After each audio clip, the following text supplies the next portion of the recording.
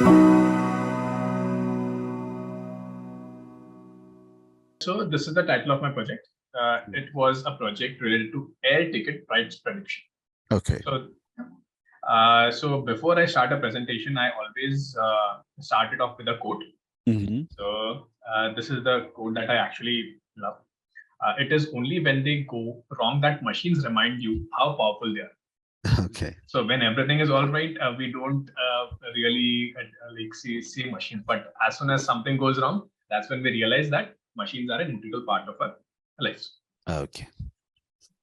All right. So this will be the flow of the presentation.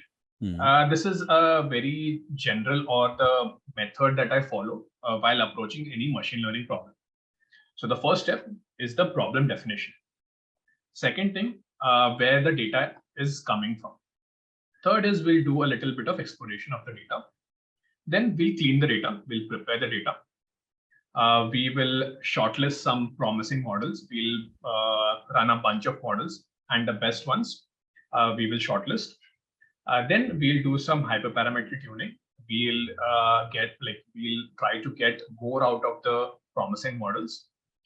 Then the presentation of the solution, that is this thing. And lastly, the launch of the solution, that is the debug. That will not be covered in this presentation. Okay, fine. Yeah. So now we move on to the first step, that is the problem. So first we mention the objectives. Objective is to build a model that predicts air ticket prices, given a bunch of variables. We'll look at the variables in the next slide. So this is a simple supervised regression problem where we have to predict a continuous variable, that is the price, and that is a target variable as well.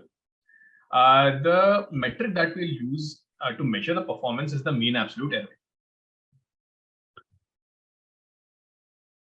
Once we have defined the problem, we will go to the data part. So data, this was not actually an industrial project. So the data was given to us in the XLXS format, that is the Excel format. We just imported it using the Python library. So you can just take a quick look at the data structure. Okay. So these were all the columns in the data structure. Next is a brief description of what each column means. So the airline is the name of the airline. Date of the journey is when the journey actually happened. Source is the city where the flight took off from. Destination is where the flight landed. The route is basically, say, for example, if you have to go from Mumbai to Delhi. So it might have had a stop in, say, Indore or maybe Ahmedabad. Okay. So Mumbai, Ahmedabad, Delhi, for example. Or it might also have been a direct flight. Then is the departure time. So what was the time that actually the flight took off? The arrival time at the destination. And the duration of the flight, the hours and minutes that the flight took. The total number of stops. So say, for example, if you had 2 stops, say, for example, from Mumbai, Ahmedabad, Indore, and Delhi, there were 2 stops. So that's the total number of stops. Additional info, maybe any relevant information that was missed out from this, that is mentioned in the additional info. And lastly, a target variable, that is the price of the ticket journey. And this is for a single journey, not the return. Okay. So this is just the information of the table. So as you can see, there are a total of 10,683 entries, out of which there are only one. If you see the total stops column, there is one missing value. We'll look at all the missing values in the EDA part in some time. So this was the information about the data. So first, we'll go with the exploration of the data. So I've just created a simple blocks plot of the prices with respect to the various airlines. Okay. Pardon me, because the names of the airlines were pretty big, so I could not actually squeeze in. Yeah. It's okay. Yeah. So the first you can see the highest price that an airline commands is from Jet Airways, and the rest of them are pretty much in the same range. So Jet Airways has the most expensive flights, as you can see. So there were a many airlines, Jet Airways, there was Air India, SpiceJet, Go Air, and some other plane carriers as well. Okay. So this was a basic block plot. Okay. After we have looked at the data, we start, because there was only one variable, there was not much exploration that was needed to be done. So we move on straight to the preparation of the data part. So the first part in the preparation is data cleaning. In that data cleaning as well, the first thing that we do is fix or remove the outliers. So for that, again, I plotted a block plot. So as you can see in the first image, there you might see that there are some values that are going above 50,000. And when you go into closer into that, you will understand that those are only 4 or 5 values. And as you might remember, there are 10,600 data sets. So 4 or 5 values won't make a difference in our total model. So that's why I eliminated those 4 or 5 values. So I put a cap on 40,000. So anything above 40,000 was actually removed. Okay. So this was the fixing of the outliers. Okay. Then, as you might have seen in the info part, there was one column which had an NA value. So this was this column. And again, it is only one column, row. So that's why it can be safely removed. Okay. Then we go into a bit more detail about the airline column. So as you can see, there are a number of carriers: Jet Airways, Indigo, Air India. And then towards the bottom, you will see that there are classes mentioned. Those are not airlines, but classes.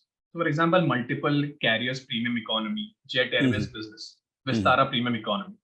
So what I just did was, for example, take the example of Vistara premium. So if you see above, there is a airline called Vistara as well. So I just merged those into Vistara. Because it did not make any significant difference, because there were only 3 values. And as you can see, the lower values are pretty less. So I could safely inculcate those values into the respective airlines. Okay. So that's how I reduce the value counts of the airline column. Next, we move on to feature selection. So we'll drop the useless attributes. So if you see the additional info column, there are most of the values are null values. That is 8,326 values are null values. And in-flight meal included, not included, check-in baggage included. These were not very significant when it came to actually deciding the price. So that's why we could safely remove these columns as well. Safely remove the additional info column. Pardon me. Then we move on to feature engineering. So you might know that the airline ticket prices are not the same throughout the week or throughout the month. Say based on the season, based on the day of the week, the price of the airline changes.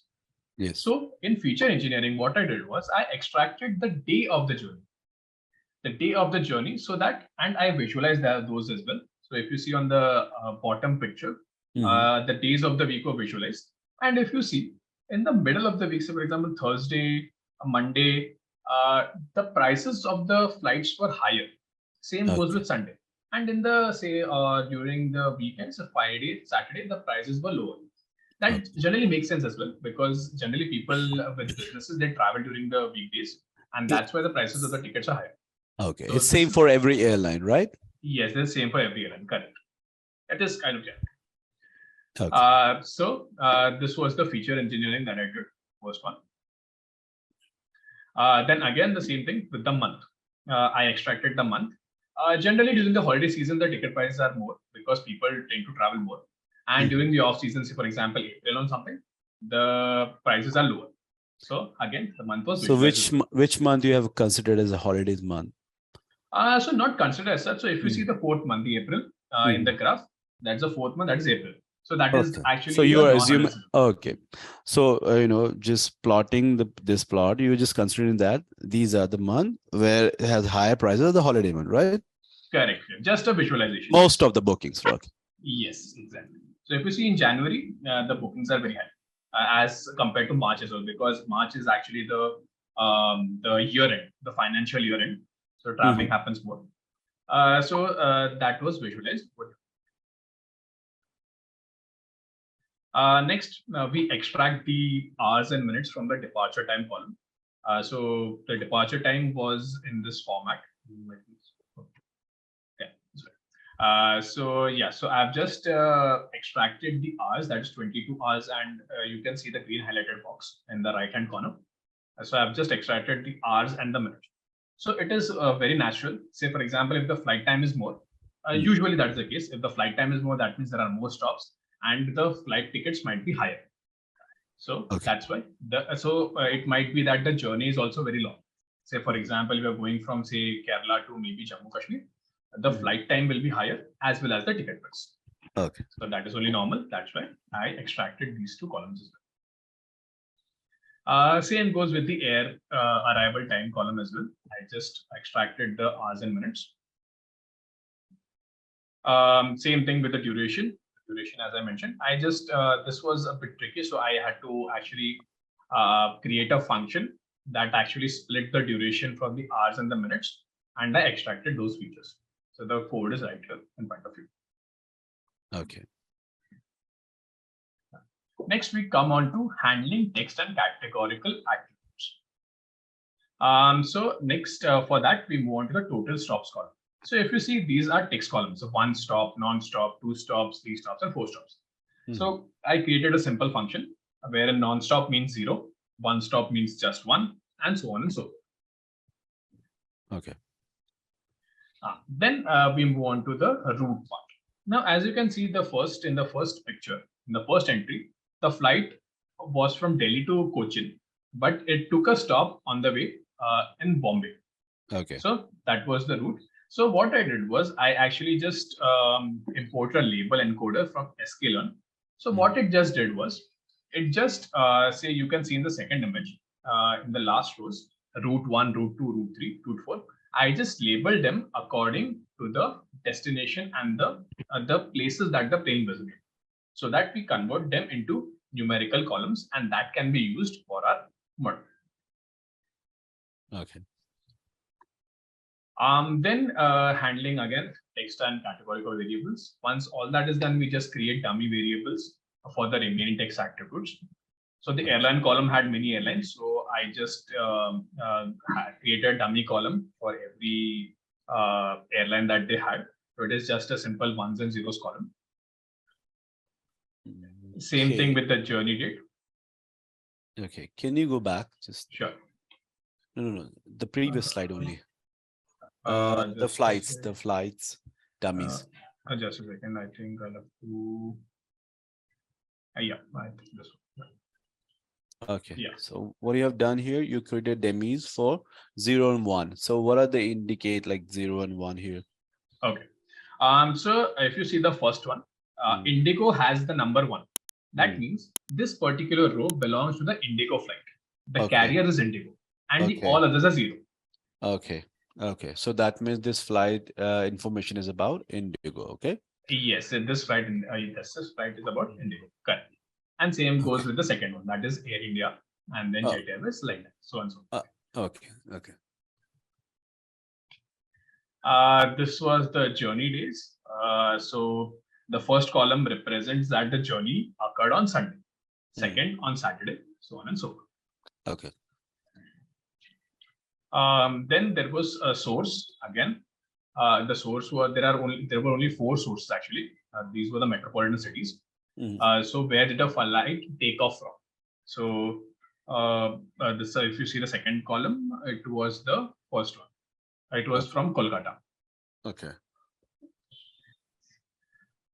This was about a destination. So which was the destination? So if you see the first one, the destination was New Delhi.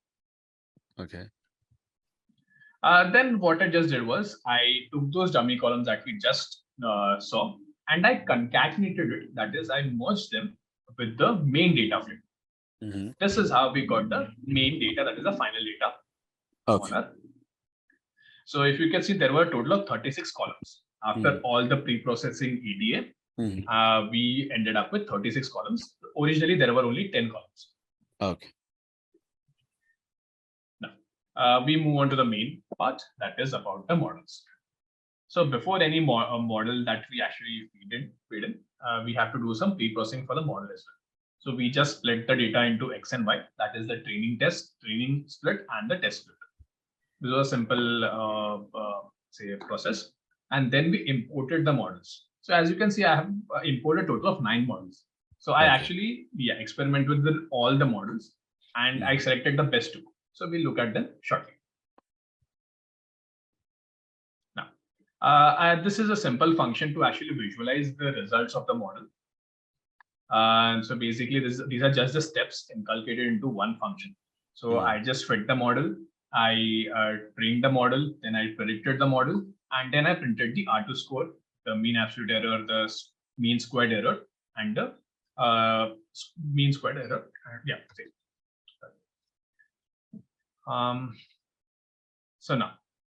So this is the R2 score of all the models that you can see down there. So if you see, LinR is the linear regression, logistic regression, random forest, AdaBoost. Yes. So if you can see, the two main peaks are XGBoost and RF, that is random forest. And it was pretty much expected because XGB and random forest are the two best algorithms out there for regression. This was about the R2 score. Now we can see the same thing in the mean absolute error as well. So the lowest error is for RF, that is random forest, and XGBoost. Then we again calculate the mean squared error. For this again, the lowest was RF and XGB. Again, the same third metric, that is root mean squared error. Same XGB and RF were the winners. So this is just a summary of the scores. So if you see on the left, that is the XGBoost regressive. The training score was 93%. The R2 score was 83.6%. The mean absolute error was this, and same goes with the random forest. So these were two models that I shortlisted for further finding. Okay. Now, this is just a simple hyperparameter tuning. I just selected a bunch of variables. I imported randomized search CV. So randomized search CV actually puts in the details of the models randomly and gives you the best fit. Same thing with random forest. So with XGBoost, I got a slight improvement, that is about a 1% improvement in R2 score. So earlier it was 83.4.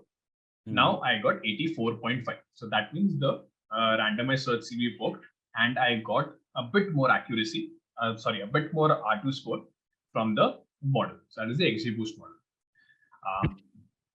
And the MA is written over there. So basically this MEE means that there was a difference of 1,200 rupees when it was about predicting a flight. Say for example, if the say for the flight costs was say 12,000 rupees, the model was off by a margin of 1,200, plus and minus. The model might have predicted say 13,000 or maybe 11,000. So that was the margin of error. So yeah, so this was about the presentation. And yeah, if you have any questions, please do it.